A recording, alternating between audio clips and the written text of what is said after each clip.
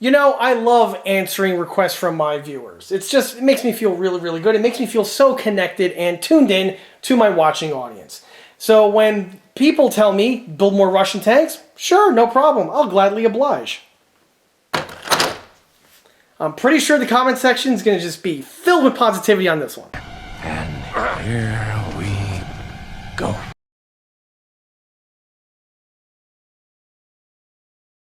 Hey everyone, this is John from EastCoastArmory.com, and I'm here today with part 1 of this 3-part video series on the 1/16 scale Heng radio-controlled T90 main battle tank. The model that you see here is built for commission and belongs to a private collector. As I often mention in these build videos, I frequently take on commission build projects from models ranging between 1/35 scale and 1/6 scale. For availability and pricing information, that would be best by contacting me through the email address listed below, which is info@EastCoastArmory.com.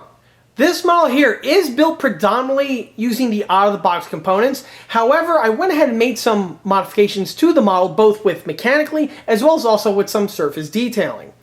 We're going to be going over all this information in this video series. Like with many of the other 1/16s that are found on this channel, this model here is going to be spread across a 3-part video series. This is part 1, where we're actually going to spend the video focusing on the model's construction, where I give the model a thorough inbox review when the model first came to the shop, and then I also describe some of the work during the process of the rebuild. Part 2 is going to focus exclusively on the external details and as well as the paint. And then part 3, we're going to go ahead and take this thing for a test drive. So stay tuned, because there's going to be a ton of content coming right at you. To kick this video off, let's go ahead and take a step back to when the model was first started in order to get a good idea on what the base starter condition of this model was like when the project first started. And here's the model at the start of the rebuild. For the base starter model, we have here a 1/16 scale T90 Russian main battle tank from Heng. The Heng T90 is a very interesting release. This kit here has been on the market now for about 10 years, so they're really abundant and are very prolific and easy to come by. These kits have been basically in constant production since they were released, and recently Heng has made several modifications to them and offering them in a few different paint variations. The one we have here, however, is the traditional version that has been out in the market now since the initial release. The models themselves are unique in that they are 100% Heng tooling, and this is a massive departure compared to some of the other models that Heng released earlier. If we can recall, Heng has its debut in RC 1/16 scale tanks in about the 2003 timeframe, where they went ahead and released a Tiger 1 as well as a Pershing. Both of those models were nothing more than knockoffs of Tamiya vehicles, but Heng went ahead and took those very expensive 1/16 scale radio-controlled models and simplified them, selling them for a price point for about $50 or about $80 at the time, which compared to the Tamiya one was almost about $1,000. So you can really see how this really kicked off the RTR 1/16 scale market. Because before that, if you were interested in any larger scale radio-controlled models that are similar to this, your only options were the handful of kits from Tamiya, as well as also the 1/15 scale kits from Bandai, which date back to the 70s, and they were also fairly tricky to come by during that time frame. So Heng entering into the market was a huge benefit, and basically the 1/16 scale RC tank market wouldn't look the same if it wasn't for Heng. So Heng would do this, where they would take Tamiya tooling and make a more affordable option for it for a little while, but they wanted to go ahead and start entering into making their own models, and that's something that's also a very beneficial thing. At first, this was a little hit and miss. They had a few vehicles like their so-called Panther Alpha A, which is a train wreck. It's the worst 1/16 scale tank ever made. Don't get it. It's just at the time what they were doing, they were recycling a lot of their current, or I should say a lot of their molds, and trying to stretch them to see what other kits that they can release. The worst offender of this is the Panther Alpha A, where it's the complete lower hull of the Tiger 1, just with a Panther-ish looking upper clutched onto the lower. The other offender to this is going to probably surprise and possibly offend some people out there, is the Walker Bulldog. The Walker Bulldog is a horrible model. It's terrible. If you're looking for a really good 1/16 scale model, the Bulldog is definitely not going to be the case. It's very popular. A lot of people dig it, but It's terrible. That one recycled just the running gear from the Pershing, and they kludged a M41 upper to fit on that. It's totally out of scale. The proportions are wonk. It's a terrible model. The next generations that came after that were a bit better, like the Panzer III, as well as the Stug and the Panzer IV. And you can see that as Henlong was evolving, so was their quality. Fast forward, and why that's relevant here, to the 2010s or 2013 timeframe, they created the T90, and this is 100% Henlong tooling, and they released this along the same time as a few other modern era MBTs, such as the M1A2 Abrams, the Challenger 2, and also the Chinese CTZ. And all of these models are excellent. They are fantastic to work on. So this model here was a very recent delivery to this shop. And you notice it's not its original packaging, and there's a reason for that. This model here was a Christmas present to a family member of mine. He absolutely loves comm block equipment, and so he was given this by his wife. And he very much loves the model, but he wants to have it, let's just say, polished up a little bit for more of a better look for the exterior. And so, you know, he knows me. He went ahead, dropped the model off, and I'm going to go ahead and take this model and take it to the next level to exactly how he wants it. So that's why it doesn't have the box. We went ahead, by the way, and test drove and had some fun with it before bringing it to the shop, and so it does have a little bit of mileage on it, but regardless, what you see here is the plastic edition of the T90. So Henlong, as they always do, they offer their models in several different formats with different price points. This one here is the plastic edition. In my opinion, this is the best way to get in on a Henlong model and save a little bit of money. The reason why I say this is that in the past, and this may have changed in recent years, but in the past, if you wanted to get the metal upgraded one, that was generally dubious value because you were getting components that were made out of substandard metal materials, such as the gearbox. The gearbox is what I like to call the glass jaw gearbox on a lot of those RTRs that have the metal upgrade, because the gears are zinc. You're paying extra for zinc gears, and zinc gears fail. It's not a matter of if, it's when.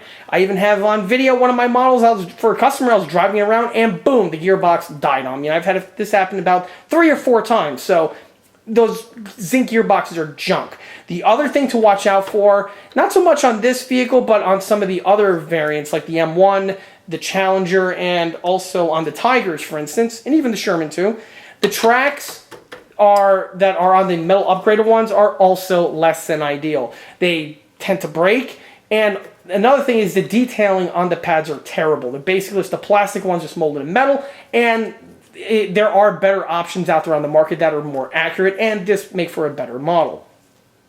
So that's why for these Henlongs, and even it's true for the Tegan, I like to roll with the baseline version, the one that comes with all plastic parts, because you're getting the model for a lower price point, and this then allows you to spend the money accordingly, and you get to cherry pick the aftermarket metal components that you desire.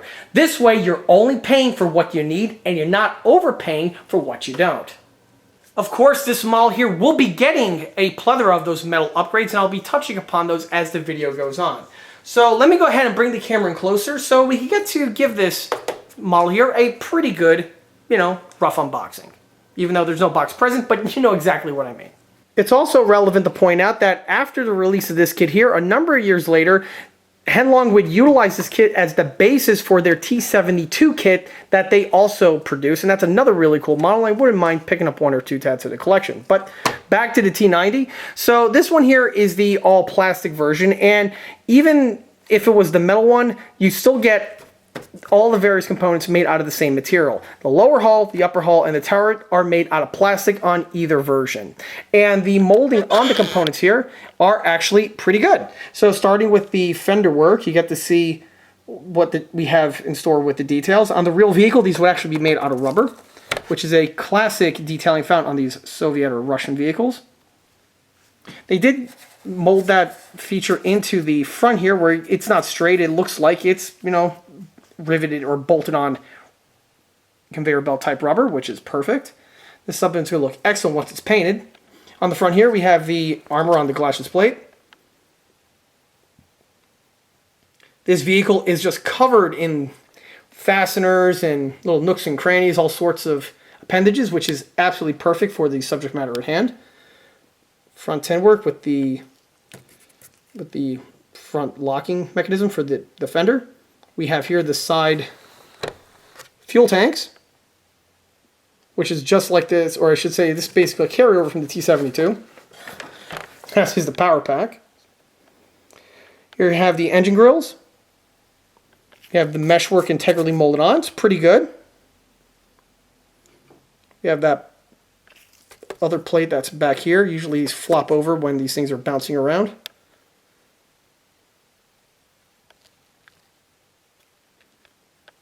On the back, we have some track link or spare, or what I believe are spare tracks. Well, there's some kind of a tool, and they are integrally molded on. And here we also have the switch, which is admittedly not an ideal location, but this is something I'm definitely going to be taking care of when I actually dig into this one. We have the rubber, which would be tin work on a normal vehicle, but here we have the rubber fenders right here on the back. On this side here, we have the exhaust manifold, and this does have a smoke system built in, as do pretty much all the recent era Heng Longs. The only ones that really didn't were some of the first generation ones, but since about the 2009 timeframe, the smoke system has been pretty much standard equipment. Here you get to see the running gear, plastic tracks, as I mentioned before. Tracks look pretty good. They have some nice detailing on them. Like I stated before, this is all 100% new tooling by Heng Long at the time. And I believe the entire lower hull is recycled on the T72 model for good reasons. The lower, or I should say the wheels are pretty good. They have their iconic stamped fastener details right over there, or stamped fastener well detailing. And the rubber tire does have that typical Russian segmented look to it. Now the tires are molded on. They are not real rubber as they are found on some other models out there on the market. Here we have the front idler system. I'm not sure if the idler on this one is adjustable, but honestly, from the running we've done with it, it doesn't really need to be. It's kind of, perfect way it's set. And we were driving this thing off-road and just having a ball with it. Didn't have any issues.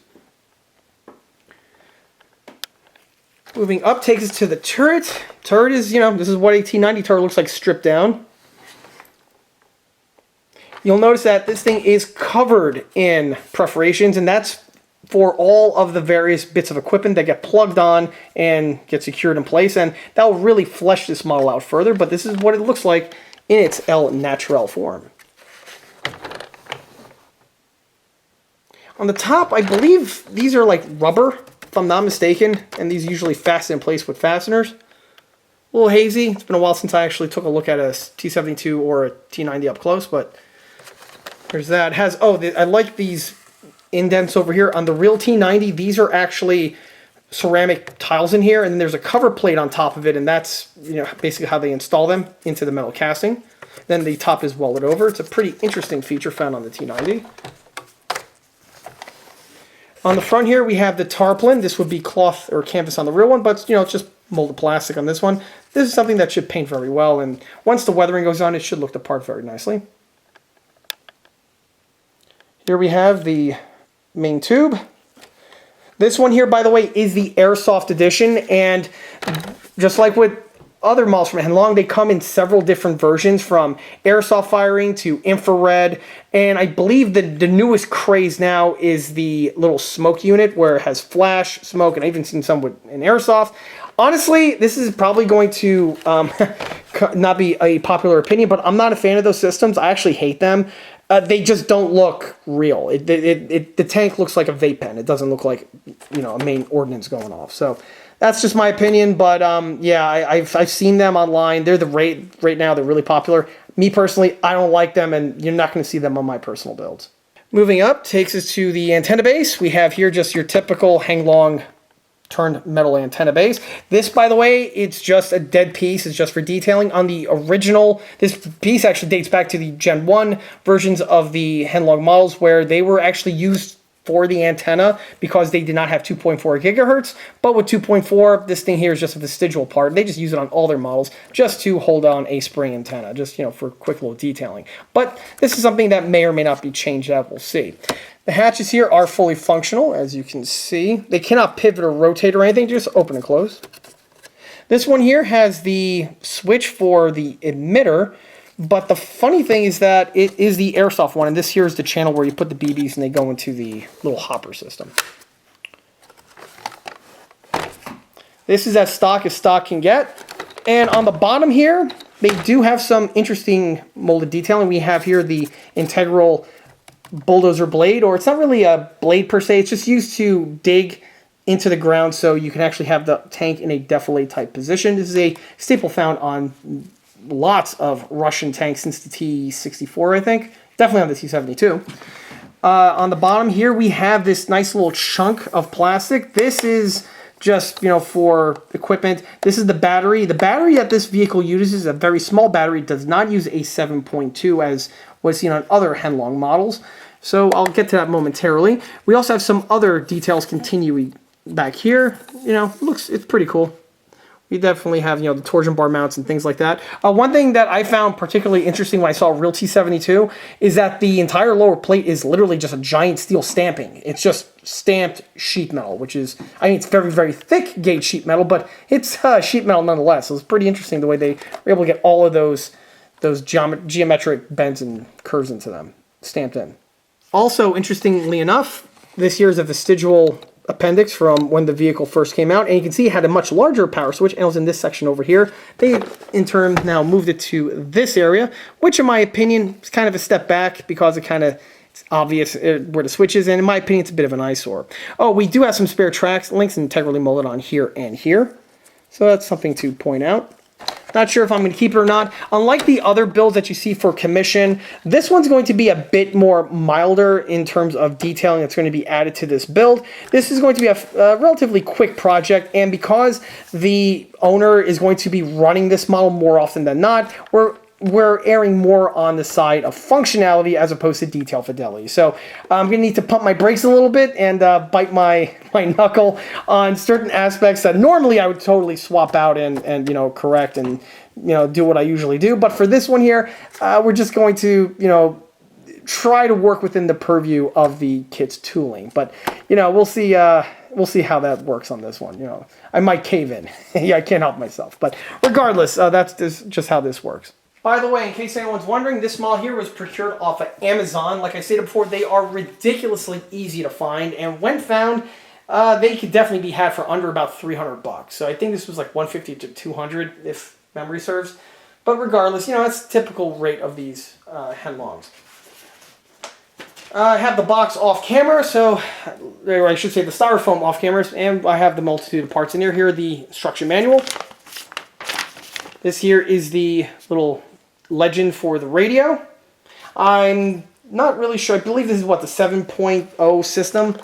Yeah, 7.0 system. I have no idea what that entails. There are some people out there that they know these Henlong radio systems, you know, to the number, to the date they were produced. Me, in my opinion, as long as the thing works, it's fine. I'm a bit more archaic in terms of, you know, understanding that type of stuff. But regardless, you know, that's what the system does have. If you have any questions about that, I'm the last person to ask, honestly. I can't really point you in a direction one way or the other. But there are lots of resources out there that can. So looking through the parts box, I have here a nice little Ziploc baggie of zip ties and also the fake antenna, which is the spring antenna base, or the spring antenna itself. Like I said before, this is a carryover from Gen 1 Henlongs. Box of BBs, quite typical. And we have here runners. Lots of runners of stuff. As I mentioned before, this model will have a lot of appendages and little bits of detailing glued onto the surface.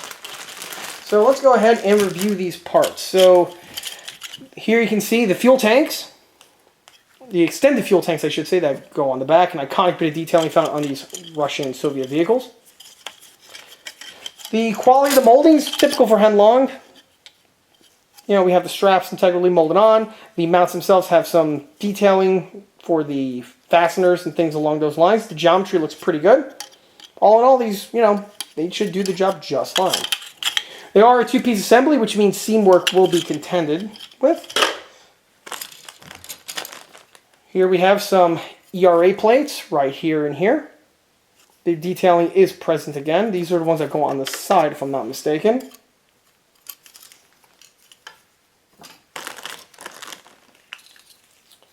Here we have some turret components. These are the infrared countermeasures, if I'm not mistaken. It's this thing, it's usually glowing red. You usually see it in those pictures. And if I'm not mistaken, I believe this is used to fry a anti-tank guided missile out of the sky if the one's heading towards it. Not really sure. If anyone out there is, you know, more in tune with this stuff, definitely write down in the comment section. But one thing that I always found interesting about them is they have a very distinctive molding on the housing. If I didn't know any better, I'd say it's probably an aluminum molding or aluminum forging or whatever. And you definitely have that nice grid pattern present, and it's integrally molded into the Henlong one. We have the mounts for it. We have some other equipment here. Looks like an antenna base mount of some sort for the turret. Not really as well versed on T90 as I am on other vehicles, so I'm just going by, you know, just my general knowledge on the subject. We have another sprue over here, same components, just painted differently.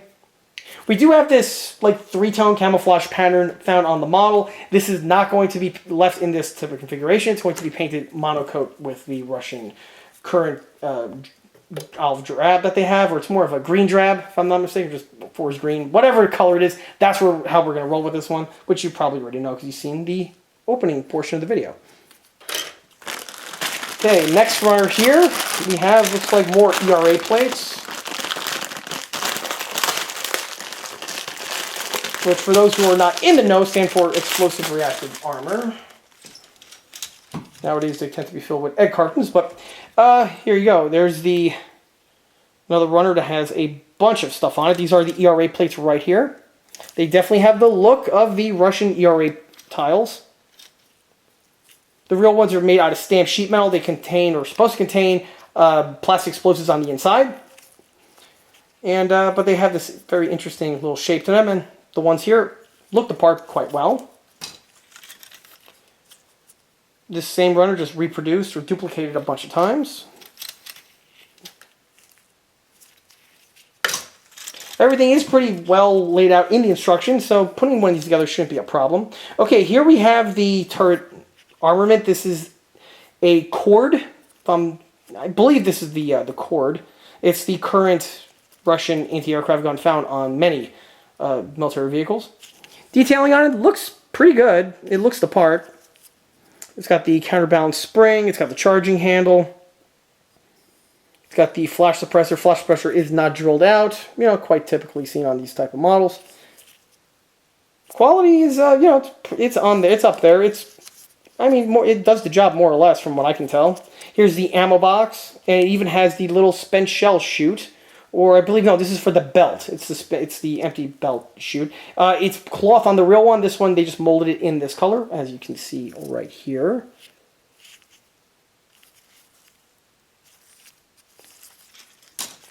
We have some more ERA plates, as well as I believe these are smoke grenade mounts. No, that's on a T92. Regardless, I'll figure it out once everything gets glued together. This is some kind of an optic.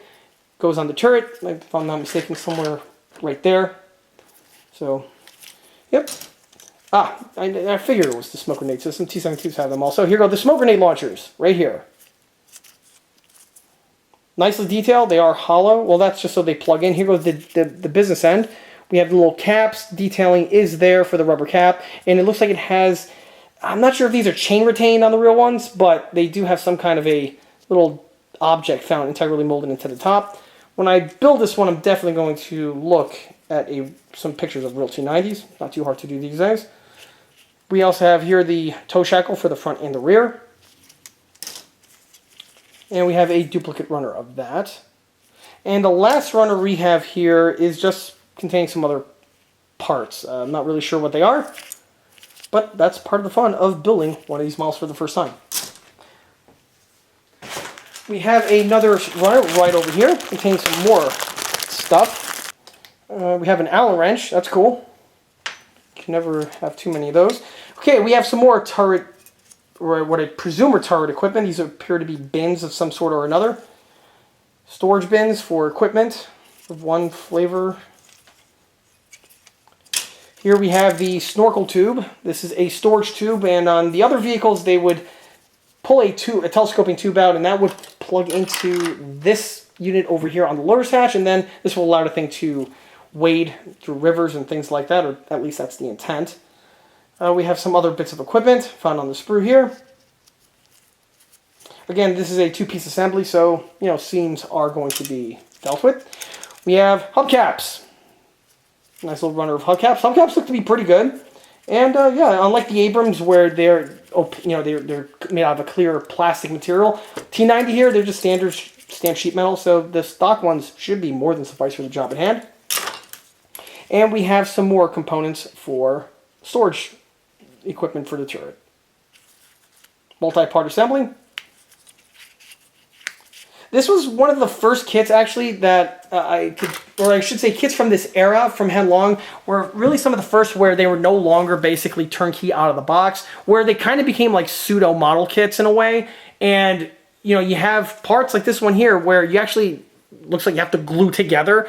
Even though the model's painted, some of these parts will require glue in order to get them fully assembled and seated in place. Not sure if some of these parts will just fit on with friction. Regardless, use glue. It will definitely work out for you. This one here, I just checked on the floor, appears it broke in shipping. That would go right over here. Easy fix. That should be something I could take care of within a few minutes. Carrying on deeper in the box takes us to a little bag with 2 spare track links, which is, pretty nice of any customer that they give you that. We have here, looks like a IR emitter. That's for that thing in the turret that I mentioned before. Not really sure how to use these. I never really messed with these on my builds, but it does give it to you nonetheless. We have here a vial of smoke fluid, and they're glass now, which is pretty cool. And we have a nice little convenient eyedropper. That's also a nice touch. In the past, these have been just like cheap plastic bottles, but yeah, that's actually a pretty nice level up on Henlong's part. First time I've seen this on one of these Henlong models. Generally in the past, they've always been plastic. Here is the radio, like I said before, 2.4 gigahertz, and I've seen this shell used on a few other of their kits before, but as for what's inside of it or the other features, like I said before, not really sure. It's live right now because we did play with this thing quite a bit, and like I said before, running-wise, it runs great, and operation, no problems there. Something else found in the box is a Phillips screwdriver, which is fantastic because I'm going to be needing this for the next leg of the video that I'll touch upon momentarily. Right now, let me go ahead and clean off the table, and then we'll be able to get to that next part. So, it is that time now in the 1/16 scale review video where I need to... Hey, pop the hood. Pop the hood? Pop the hood. And to do that on the Henlong, this is quite typically seen on their other models. There's no quick connect or any other type of system. This is purely done with the screwdriver. It's held in place with a number of Phillips screws. I count 6 in total. Oh, one other thing I do want to mention is that this one, even though it's a plastic edition, it does have metal swing arms. They're die cast. That's a very, very nice touch. Okay, so let me just go ahead and take these screws out.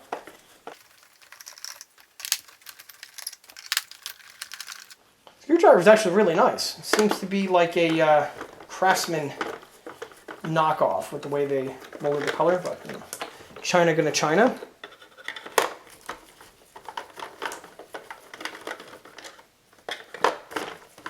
For the battery, this does have a lithium-ion battery, and it does have the charger around here somewhere, or I believe that might be in his house, but regardless, the battery is stowed in this chamber over here. Like I stated before, the battery is much smaller compared to the ones generally found, which are 7.2s.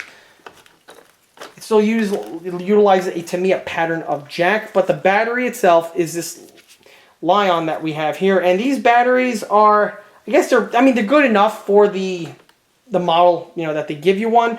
Normally on these builds, I swap these out with a NiCad of about 5,000 milliamps. But on this one here, I don't think that's going to be possible due to I'm working with the certain confines of this model. So, fortunately, these ones here work just fine. Over here it has a manufacturing date of 2021. Looks like manufactured in November of 2021. 21. So there's that information if anyone was interested. Like I said before, these kits have been on the market for a really long time. Now, I'm not sure if the older kits had this type of battery or if they had the larger 7.2. That's something I just don't have any information on. If you do, however, feel free to put that in the comment section listed below. It would be interesting to hear what other people's experiences are with their T90s. Oh, that's right, I undid all the screws. 1, 2, 3, 4, 5. Okay, there's always one missing. Where are you? Regardless, okay, opening up the model, we have some dead grass on the inside from the last time we had fun with this thing. So, as you can see, pretty cavernous on the inside, which is actually really good. Perhaps I could, retrofit this with the other smoke system, or I'm sorry, the other Freudian slip, the other battery. But regardless, here's, what you see is what you get. Quite typical for one of these RTR models. Let me bring the camera in closer. So, here we have the gearbox. The gearboxes are covered with these nifty covers that we have here that are used to prevent any sort of grease and oil from flinging around. It's actually a very nice feature to have. There's the power switch right there.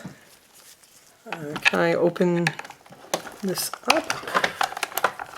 Let's see if I can crack one of these things open. Not sure if I'll be able to. Nah, I need to take the whole gearbox out to do that. Regardless, it is the plastic edition gearbox, and I'll be coming back to this momentarily because I have some news about that. Here we have our little speaker right there. Just slides in. Nothing is glued in place. It's just kind of like interlocks in. Here's the motherboard right here. TK 7.0 for those, again, who are interested in that. And that's all the equipment that we have here on the lower. Like I said before, the tracks right now are plastic. They look really good, have some nice detailing on them. Here we have the smoke system. The smoke system is really, really tiny compared to some of the older models that I've built in the past from the other companies. And yeah, it looks like it does the job pretty well. On this vehicle, it's very simple. It's just a single exhaust manifold right over here. So, it's just a direct line from the generator directly out. Here we have the turbo rotation gearbox. Again, quite typical what you see. This does have a 180 turn ring on it. There are some people out there that swap this out for a 360. This, I'm not sure if I'm going to do that. I'm not sure if we have those in the accessories lot. But honestly, if you're good enough, you could probably, cut this down and turn that into a tooth, and then you can have 360 without having to pay for a 360 ring. I mean, the rings were like $2, so it's not really like, ooh, la-di-da. But, just one thing to point out. The turret, like I said before, it is the airsoft version. You can see right here, and here goes the elevation system. The elevation is basically the same unit like we see on the Stug, and it's the same unit I've actually utilized on the Jumbo conversion that I did of a hand-long Sherman a little while ago. And, it works. It's a nice, efficient system, low profile. Does the job just fine. I'm not sure if this one has the BB kill switch. That was something that was found on... Yeah, no, it doesn't. That was something that was present on a large number of these RTRs with the airsoft for a number of years. And this one here doesn't appear that they do that anymore. So that's interesting to point out. With the model off the table, I can now go ahead and mention all the upgrades that we're going to be getting. Like I stated before, they went with the plastic edition because they could upgrade with several other aftermarket parts. And that's what we have in this box right over here. So the first thing that I am going to mention are the replacement gearbox. These ones here are Heng gearboxes. Now there are lots of other aftermarket gearboxes on the market, from Tegan to some of the other more niche brands that are, dedicated to this stuff. Most of them are out in Germany. But for this one here, we're just rolling with the standard ones that are found on the market. Unlike the stock ones, these ones here are made out of steel. See right over there, steel gears. In addition to the gearboxes being made out of steel, the bushings are made out of steel as well. So again, this does yield itself for some better performance. Some other ones on the market have ball bearings, but for this one here, the steel on steel should be just fine. I'm going to go ahead and mention the installation on this further in this video, or I'll probably actually make a dedicated standalone video on a tutorial just swapping out the gearbox. I did this a number of years ago on the Tegan gearboxes, and that video was actually pretty well received. So, I'll see if lightning will strike twice on that one. Aside from the gearboxes, we have here some metal running gear parts. So, by the way, all the components that you see here were either acquired off of Amazon or eBay. Regardless, these things are super easy to come by. And another vendor that is definitely one I would recommend would be AliExpress. These parts are everywhere, including all the runners you can buy separately in case you have one and you're missing a part or two. So, definitely something to consider. So, here go the replacement parts for the T90. Metal track. The track is the exact same pattern as the one molded in plastic, but in metal. The track itself appears to be decent quality. It is zinc. The link is a simple type casting, where on the real vehicle we would have the end connectors in separate parts as well as the two separate pads, much along the lines you would see on the tracks on a M60 or an HVSS Sherman. But on this one here, they simplified it by just making it as one integral link. In the past, on some of the other links that were similar to this, made by Heng, they tend to wear out or break after some mileage. But on this one here, obviously I'm going in, with a blank slate, so yeah, I'm optimistic they should pan out quite well. They come pre-assembled, as you can see. And these are the type of tracks you really don't want to pop the pin on, so, just have to paint and work around them in this format. The track sets also come with the other accoutrements, such as a front idler wheel. Again, made out of die cast. The exact same type of geometry as the other one, but die cast. The piece is held together with these three fasteners that we have here. There aren't any bushings or bearings on them, but I think they're in this bag. Yep, in this bag here we have some ball bearings, which is excellent. That'll definitely make for a better running model overall. And we also have some other bits of hardware like Allen bolts, more than likely to secure the sprockets in place. On the sprockets, we have sprockets. They are a multi-part assembly. As you can see, here goes the outward section. These are the inner drums. Nicely rendered, very nicely detailed. They have their nice little half moon or half circle cutout so that you could index them properly and have the pieces timed without any fiddling. Just like with a Pershing or an M60, there is a track guide built into the sprocket. And, again, made out of metal, has nice perforations on it. And these will definitely do the job quite well. The next upgrade was definitely one that I was glad he went with because I was going to suggest it to him otherwise. New replacement lights. These lights here, as I mentioned before, are originally supplied with the model, but they are, just static, and they are represent to have them with their covers in place. One really killer mod that Heng made is to have these components functional. Here you can see them right here. These were acquired off of eBay. Again, these things are everywhere. We have a little bit of wiring with a 2-pin connector right here integrally built in. And here go the pieces themselves. They have the outward appearance that the other ones have with that really cool molded aluminum grid or heatsink type feature. But what's really killer are the front portions. They did a fantastic job rendering these out. We have here a metal ring with some meshwork found on the inside, and that just makes the parts look just awesome. Pretty sure the LEDs are red, so when you turn them on, they'll have that Feed Me Chestions glow to it. And yeah, it's definitely one that looks pretty cool.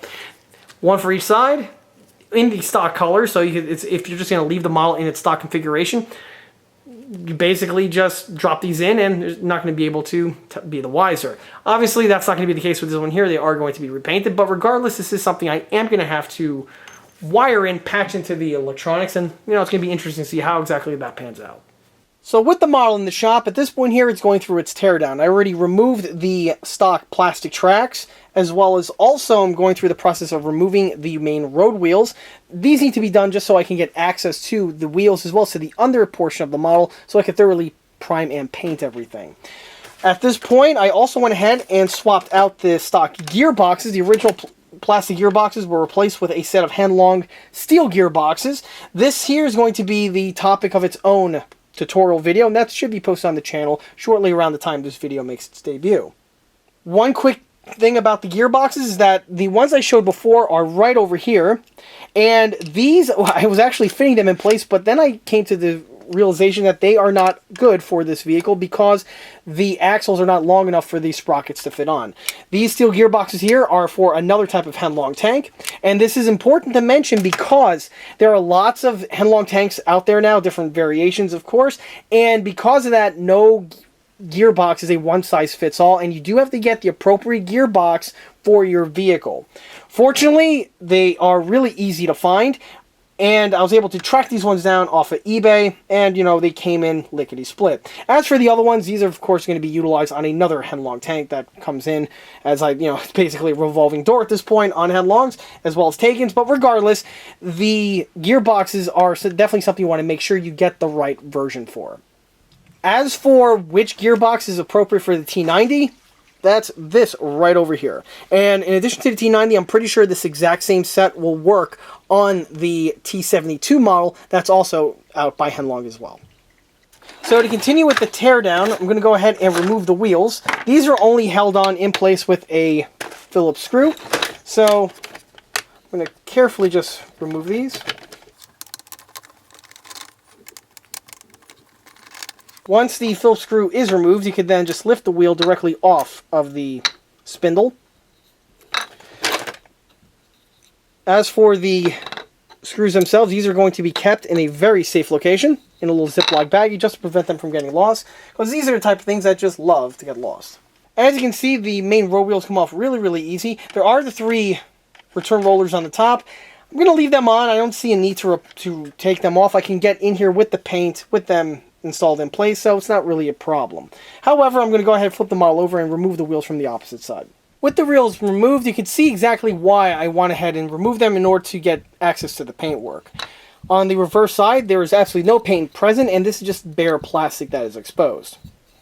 On the lower portion of the suspension, you can see the metal swing arms, again with no paint on these surfaces here, so this is now perfect for me to go ahead and add the paint. Before I do though, I am going to go ahead and peel these stickers off. They're not really necessary anymore. And I'm also going to go ahead and prime the inner portion here of the sponsons, just so that I can get a coat of paint on these areas over here. Just leaving bare plastic exposed, it's just one of those things that bugs me. So I'll go ahead and take care of that.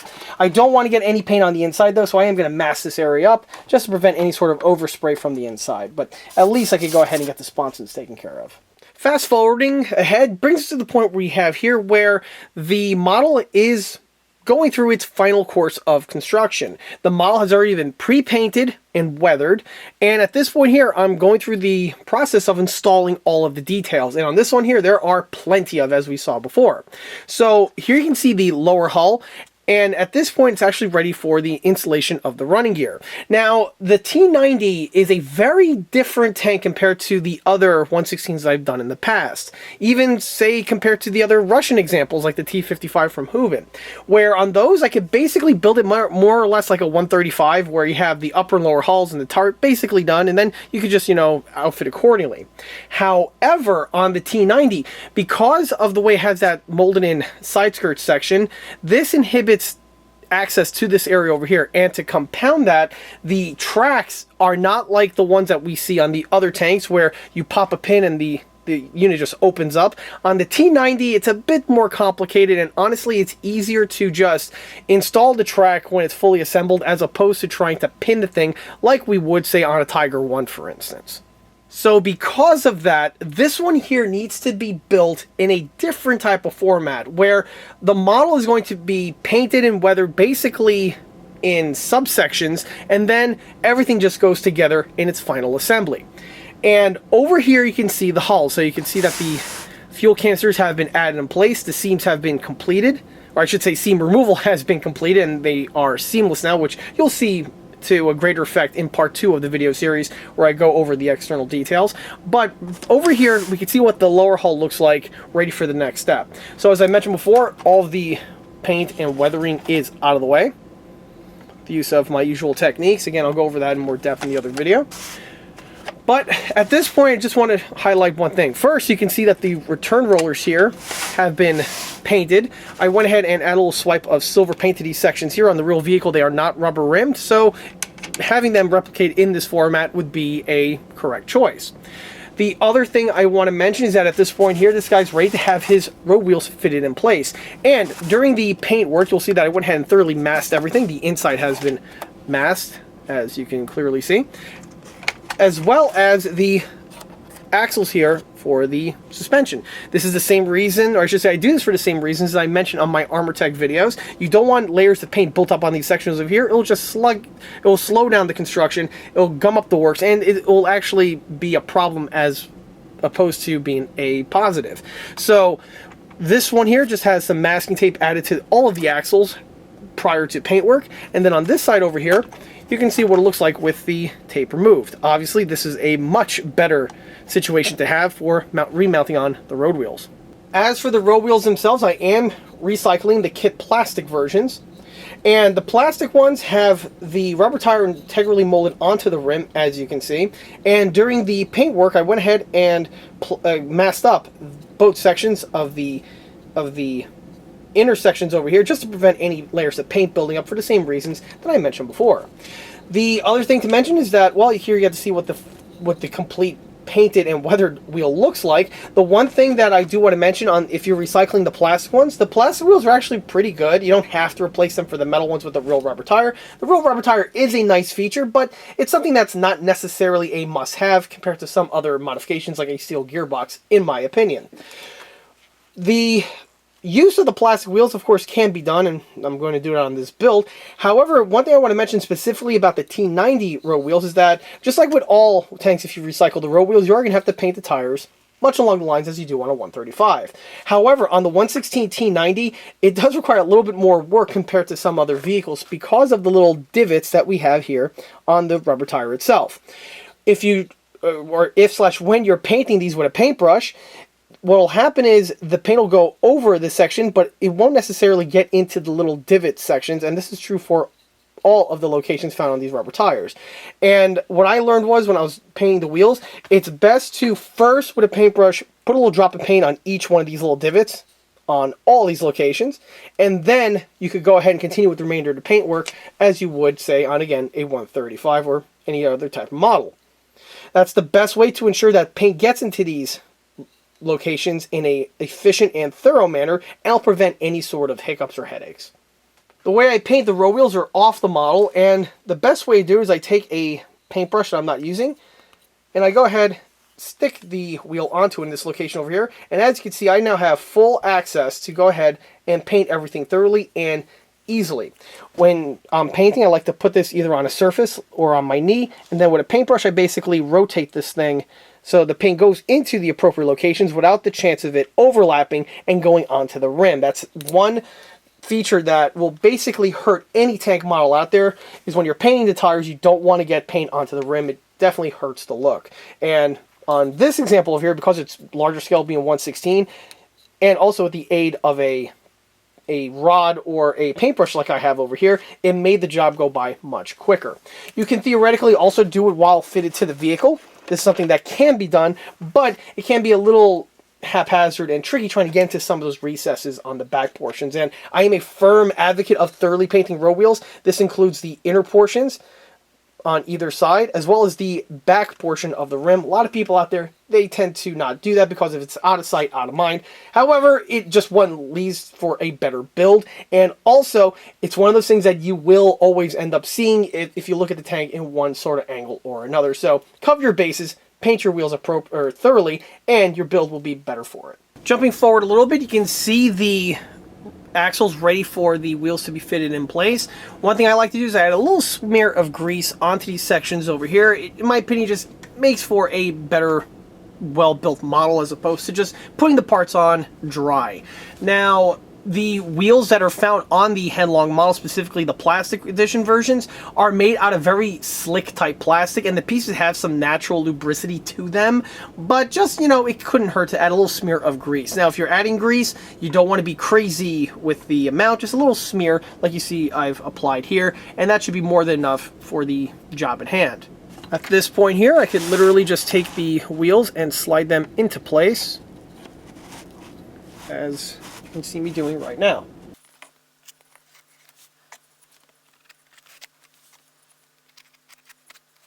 Once the wheels are fitted in place, it's then time to reinstall the fasteners, which I have in this little elongated container over here. Because the swing arms on this model are made out of metal, I am going to use a small little drop of Loctite, which will solidify and just keep the bolts from undoing themselves over time as the model gets driven. This is a procedure I like to do on my builds. If your model has the plastic edition, you may not necessarily want to use the Loctite. I've heard problems in the past where Loctite on plastic can actually have a detrimental effect. If that's the case, you could swap out these of Loctite with either a plastics or polymer safe Loctite that they do sell, or if you're in a pinch, you could just utilize a drop of super glue. Not a whole lot, just a small little drop of thick CA should do the same job. Sometimes the stuff is pretty runny depending on the type you get. But as you can see, literally a drop will do you. You don't want to go crazy with the amount, just a little bit. I am using red Loctite, which is the strongest stuff they have. But you can utilize either blue or the purple Loctite, which is the weaker of the formulas, for the same application. Should be just fine. If you utilize just a thin, finite amount, it should be able to do the job where it keeps the wheels in place, but for whatever reason, if you have to remove them, you can overpower the bond with a good twist of the screwdriver without, causing any type of damage like the screw stripping or anything detrimental like that. So this is another one of those situations. A small dab will do you. Basically, you just keep doing it until all the wheels are secured in place. But no point to get that on camera. Let's cut across to the next scene. Carrying on takes us to another modification that I'm making to this build, and that is the addition of a recharge jack. For anyone who's a fan of the channel and you follow my 1/16 scale builds, you'll know that the recharge jack is a common feature that I add to basically all of my 1/16 scale builds. And the rationale is, well, pretty sound. The batteries on these 1/16s are generally housed in a little compartment here under the hull, and in order to get to it, you have to flip the tank upside down or on its side, remove a plate with a screwdriver, and then get access to the battery. However, when the model is fully painted and weathered, it's not to mention detailed, flipping it over on its top or even on its side tends to be a bit problematic. So, in order to prevent any sort of damage, I went ahead and I installed recharge jacks. With the recharge jack, you get to keep the tank on its tracks, and when it comes time to top it off, you simply open up a hatch, pull out the cord, plug it in, and you're good to go. Generally, on these builds, the recharge jack is a Tamiya plug, much along the lines of the one, well, we see here. However, for this one here, you'll notice that it is a different design. And that is because this one here is utilizing a battery that is a lithium-ion. In the past, on these Henlongs, it would give you just a standard 7.2, and generally with those, I could just make use of a standard Tamiya plug, and that would charge that type of battery. However, with this one over here, those battery chargers are not going to be used, so instead I have to come up with something to recharge the battery. And on these type of batteries here, this here's the recharge jack, and this one here is for the main power. So for this, I went ahead and developed this jack that we have right here. This has the appropriate 3-pin connector for this type of battery. And as you can see, I went ahead and extended it, which will give me more than enough range, or I should say the operator more than enough range to get access to this via the hatch, pull it out, and do the recharging activity. In order to install the recharge jack, well, simply put, you connect it to the battery right here.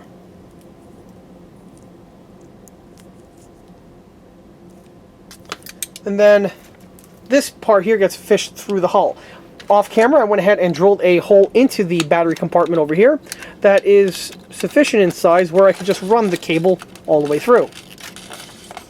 With that taken care of, I can now plug this guy in right here, and I could just stuff the battery into the compartment as it was originally intended.